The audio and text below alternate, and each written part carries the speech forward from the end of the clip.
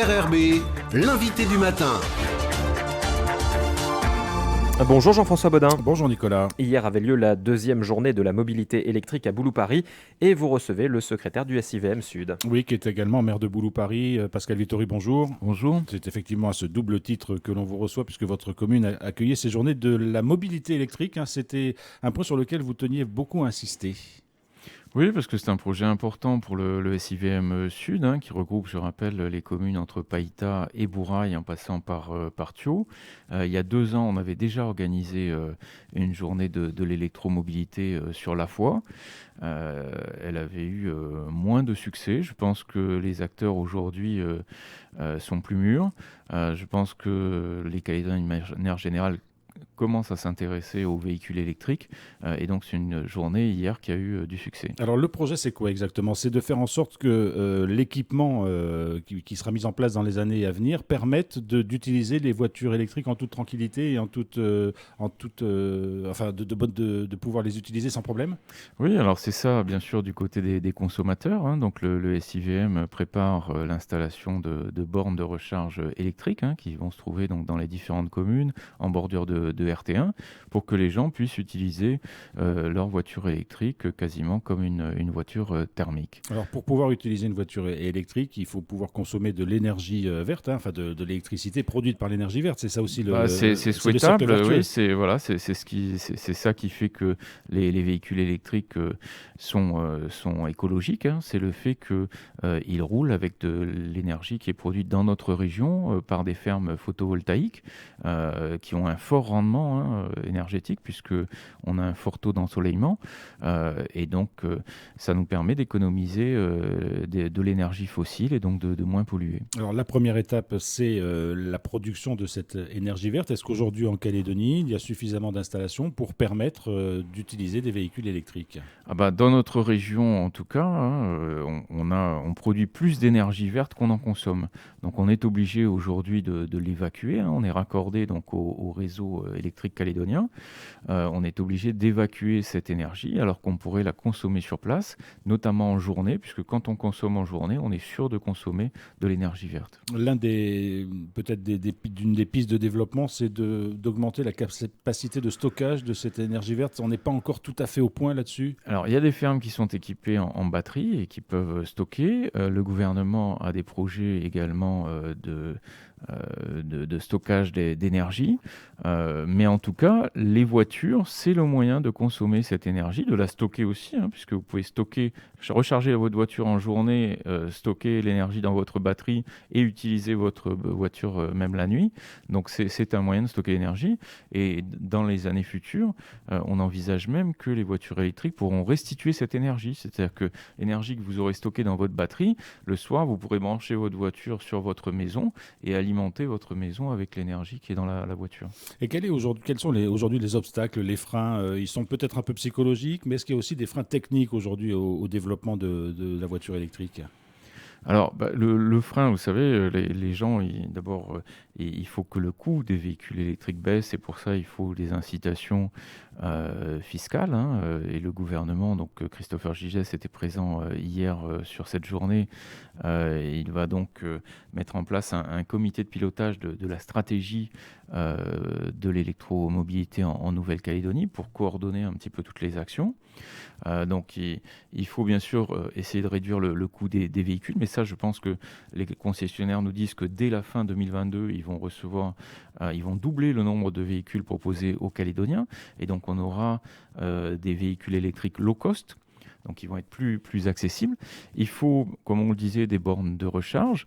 Et puis, le gros avantage qu'on a, c'est qu'aujourd'hui, vous voyez, sur le parking, donc hier, on avait un véhicule qui consommait 2000 francs pour faire 600 km. Donc ça, c'est des choses qu'on ne trouve pas avec les véhicules thermiques au prix du carburant aujourd'hui. Alors justement, parlons des coûts. Globalement, sur les projections qui sont faites, vous dites que un plein de voitures électriques coûte 10 fois moins cher qu'un plein de voitures thermiques. C'est ça, c'est exactement ça. Pourquoi? Parce que le prix des panneaux solaires a baissé, le coût de l'électricité produite par ces panneaux a considérablement baissé. Aujourd'hui, on arrive à produire pour 5 francs du kilowattheure, et donc c'est très intéressant. Ça devient de plus en plus intéressant de rouler à l'électricité verte en Nouvelle-Calédonie. Est-ce qu'on peut faire Nouméa-Koumak d'une seule traite aujourd'hui? Est-ce qu'on va être obligé de s'arrêter 2-3 fois avant de faire la distance et les 400 km ou 450 km qui séparent les deux villes? Alors, vous avez des véhicules aujourd'hui qui font 600 km, qui ont 600 km d'autonomie. Donc, vous pouvez déjà le faire avec ce type de véhicule. Maintenant, il faut voir que le véhicule électrique, souvent, il induit une conduite qui est un petit peu différente. C'est-à-dire qu'on va peut-être conduire moins vite, on va peut-être prendre le temps de faire une pause d'une vingtaine de minutes quand on aura des bornes rapides. Et pendant ces 20 minutes, vous pouvez aller faire vos courses dans un commerce, vous pouvez prendre un café et puis repartir ensuite. En tout cas, c'est déjà possible aujourd'hui avec des véhicules haut de gamme. Ce sera possible demain avec des véhicules low cost. C'est presque, en vous entendant, c'est presque un changement de mode de vie ou de mode de déplacement qu'il faut intégrer. On ne se déplacera plus de la même façon qu'aujourd'hui avec les voitures à moteur thermique. Exactement, c'est vraiment une révolution, c'est-à-dire que ce ne sont plus les mêmes voitures, ce ne sont plus les mêmes usages, et donc il va falloir que les Calédoniens s'adaptent. Pourquoi je dis il va falloir? C'est pas qu'on souhaite absolument faire changer les habitudes des Calédoniens, mais c'est que de toute façon, aux alentours de 2030, c'est-à-dire dans 8 ans, et 8 ans c'est très court, quand vous connaissez le cycle de vie d'une voiture, une voiture elle est construite pour durer à peu près 7 ans. Donc du coup, on est vraiment dans la dernière génération des véhicules thermiques qui vont être vendus, puisqu'à partir de 2030, beaucoup de constructeurs automobiles vont arrêter les moteurs thermiques. On voit que la dernière Mégane qui est sortie, pardon de citer un nom, mais ce type de véhicule ne se fait plus avec des moteurs thermiques en 2022. C'est que ce sont des véhicules qui sont aujourd'hui 100% électriques. Et on va le voir dans tous les domaines et pour tout type de véhicules. Alors, il faut changer les mentalités. Vous savez bien qu'en Calédonie, il y a un attachement particulier aux voitures. Est-ce qu'elles ont les mêmes, ces voitures électriques, est-ce qu'elles ont les mêmes caractéristiques de puissance, de confort? Est-ce qu'on a les mêmes performances, entre guillemets?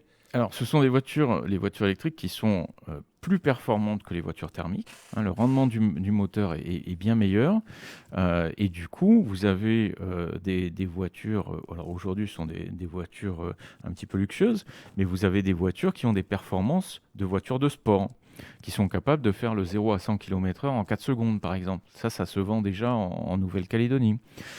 Donc c'est très impressionnant. Et puis vous avez la partie confort également, c'est-à-dire que vous n'avez aucun bruit à l'intérieur de l'habitacle. Et donc ça, c'est quand même très reposant pour faire la route. Et puis vous avez tout un tas d'accessoires électroniques qui font que vous avez une surveillance de la route en permanence. On vous indique les panneaux d'affichage de la vitesse. Vous voyez les véhicules qui arrivent en face sur votre écran de contrôle. Enfin, il y a une amélioration également de la sécurité. Alors vous avez entendu peut-être tout à l'heure dans Vous avez un avis, cet auditeur qui disait mais ça sert à rien de mettre en place des voitures électriques, sachant que la Calédonie pollue beaucoup par ailleurs, et notamment les usines. Ben oui, mais Qu'est-ce que vous pouvez lui répondre? Écoutez, moi je pense que c'est pas parce que on pollue beaucoup qu'on ne doit pas faire attention et qu'on ne doit pas essayer justement de réduire cette pollution. Si vous regardez ce qui se passe en ville sur les axes passants, vous remarquerez que les murs sont souvent noircis par la pollution. Eh bien, le véhicule électrique il permet d'éliminer ça. Il y aura beaucoup moins de particules. Ça permet d'éliminer le bruit. Vous savez, moi, les gens se plaignent pas mal du bruit, par exemple, des bus en ville. Les bruits de courroies, vous savez, dans les montées, les courroies qui sifflent, etc. Sur le véhicule électrique, tout ça, ça n'existe pas. Et donc, il y a une amélioration de la qualité de vie qui va se faire au fur et à mesure qu'on va adopter les véhicules électriques. Alors, on le sait, on est dans une période où les gens n'ont pas forcément beaucoup de disponibilité d'argent devant eux. Une voiture électrique coûte plus cher qu'une voiture thermique aujourd'hui encore. Vous avez parlé d'aides éventuelles qui pourraient être mises en place. Mais est-ce que ça devient, sur un temps un peu long, plus économique d'avoir une voiture électrique qu'une voiture thermique? Au bout de 3 ans. Aujourd'hui déjà, au bout de 3 ans, il est plus économique d'avoir d'un véhicule électrique qu'un véhicule thermique. Alors il y a plusieurs raisons à ça, mais un certain nombre de raisons, c'est que ça demande moins d'entretien. Hein. C'est-à-dire qu'il y a plus de vidange, il n'y a plus de filtre, il n'y a plus à changer, etc. Vous changez les pneus beaucoup moins souvent, vous changez les plaquettes de frein très peu souvent parce qu'en fait, elles sont freinées par le moteur électrique. Hein. C'est un frein moteur qu'il y a sur les véhicules électriques qui permet de recharger la batterie. Et puis, on l'a dit, le carburant est beaucoup moins cher puisque sur certains modèles aujourd'hui, on peut faire 600 km avec 2000 francs. Et ça pourrait baisser l'importation d'énergie fossile pour la Calédonie? Bien sûr, bien sûr. Moi, je suis convaincu parce que, si vous voulez, là, on parle des véhicules individuels, personnels, etc. Mais vous avez aussi des projets sur mine. C'est-à-dire que les mineurs aujourd'hui se demandent s'ils ne vont pas passer dans un premier temps à l'hybride et puis peut-être ensuite à des véhicules 100% électriques. À Tahiti, ils ont commencé à s'équiper avec des bus 100% électriques et le SIVM Sud a le projet, puisqu'il a un bus de 50 places qui fait le trajet pour les étudiants entre Nouméa et La Foix. On a le projet de s'équiper d'un bus 100% électrique. Donc c'est l'ensemble de la mobilité qui progressivement passera à l'électrique. Alors, quelles échéances vous vous êtes fixées avec le SIVM Sud pour mettre en place ces bornes rechargeables le long des RT1? Parce qu'on imagine bien que ça permettra peut-être de déclencher le réflexe d'un achat une fois que les équipements seront un petit peu complets. Bien sûr. Écoutez, dès cette année, en fait, on va commencer à installer les premières bornes électriques. Et puis, moi, ce que je souhaite, mais ça, on le verra au sein du SIVM, et puis chaque mairie aura son rôle à jouer, c'est qu'on puisse proposer la gratuité de la recharge, au moins pendant 1 ou 2 ans, pour inciter les gens à changer de véhicule. C'est sûr que si vous avez un véhicule qui vous coûte à peu près le même prix qu'un véhicule thermique, c'est ce qu'on va voir en fin d'année, puisqu'on va recevoir même des véhicules low cost. Et si en plus, pendant 2 ans, vous ne payez pas le carburant, et qu'à partir de la 3e année, de toute façon, il est plus économique qu'un véhicule thermique, ça devient très intéressant. Est-ce que le SIVM Sud mène d'autres projets sur cette question de la mobilité électrique ? Alors, ça c'est déjà un gros projet, mais ce qu'il faudrait qu'on fasse, c'est que on aille au-delà de la mobilité. C'est-à-dire qu'on encourage les gens à consommer électrique, à utiliser des appareils électriques plutôt que thermiques en journée. Dans nos communes, par exemple, qui sont des communes de l'intérieur, on utilise beaucoup d'outils donc pour couper l'herbe, pour tondre les pelouses, etc. On a aujourd'hui des débroussailleuses électriques, on a des tondeuses électriques, on a tout un outillage électroportatif électrique à disposition. Et donc, ça permettrait en journée, plutôt là encore que d'utiliser des énergies fossiles, d'utiliser de l'énergie verte. Pascal Vittori, merci beaucoup d'avoir été avec nous ce matin. Un petit mot peut-être en tant que maire de Boulou-Paris. Vous travaillez déjà sur la fête du cerf et de la crevette. Elle aura lieu cette édition 2022 ? Alors, en tout cas, on la prépare pour le mois de mai.